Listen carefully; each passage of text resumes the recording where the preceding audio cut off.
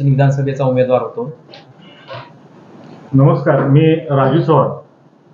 नमस्कार, मी धर्मराज गोपाळ राठोड, माजी सरपंच हत्तूर, तालुका दक्षिण सोलापूर. नमस्कार, मी चंद्रकांत भैरू चव्हाण, माजी सरपंच घोडातांडा, तालुका दक्षिण सोलापूर.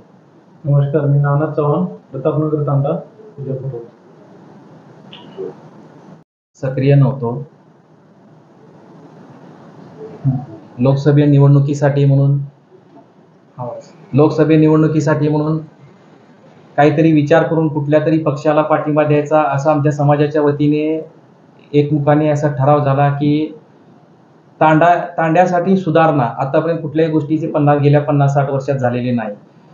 तसं बघायला गेलं तर युती सरकारच्या काळात पोहरादेवी तीर्थक्षेत्र विकास आराखड्यासाठी युती सरकारने व केंद्र शासनाने 593 कोटी देऊन गेल्या 3 ते 4 वर्षात पूर्ण डेव्हलपमेंट केलेली आहे. आमचे जे आराध्य दैवत आहे पोहरादेवी, तिथे बंजारा समाजाचे आराध्य, देशभरातून सर्व बंजारा समाज एकवटला जातो. कमीत कमी 70 ते 80 लाख बंजारा समाज तिथे येतो पोहरादेवी यात्रेला. तिथे एवढा आता विकास झाला युती सरकारच्या काळात आणि मोदी साहेबांनी आम्हाला मदत केली, फडणवीस साहेबांनी मदत केली. त्यासाठी आम्ही आमच्या समविचारी मित्रांना व बंजारा समाजातल्या काही आमच्या मानणाऱ्या वर्गांना आम्ही असा ठराव केला की सोलापूर लोकसभेसाठी जे उमेदवार आहेत आमचे परममित्र आदरणीय राम सातपुते यांना आम्ही विनाशर्त पाठिंबा देत आहोत.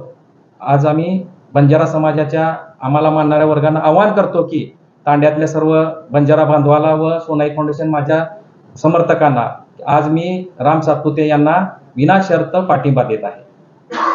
मला वाटतं 1,20,000 ते 40,000च्या आसपास लोकसंख्या आहे बंजारा समाजाची. मी 1 लाख समाज माझ्या पाठीशी आहे म्हणून, पण मला मानणारा काही वर्ग आहे तो मी माझा निर्णय आदेश मानून ते माझ्या बरोबर राम सातपुते यांना सहकार्य करते. प्रत्येक तांड्यामध्ये प्रमुख कार्यकर्ते आहेत, मला मानणारे जेवढा गट आहे, पण इतर पक्षामध्ये सुद्धा सक्रिय आहेत.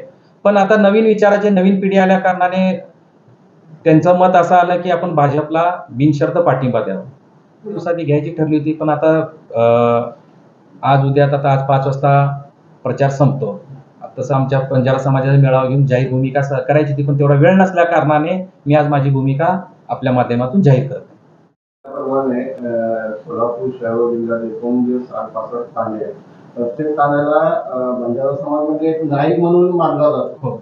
असं नायकांशी आपली काही चर्चा झाली? हो, काही नायकांशी चर्चा झाली. काही नायकांनी सांगितलं की आम्ही वेळेच्या अभावी येऊ शकत नाही, तू जो निर्णय घेईल तो आम्ही तुझ्या पाठीशी आहे.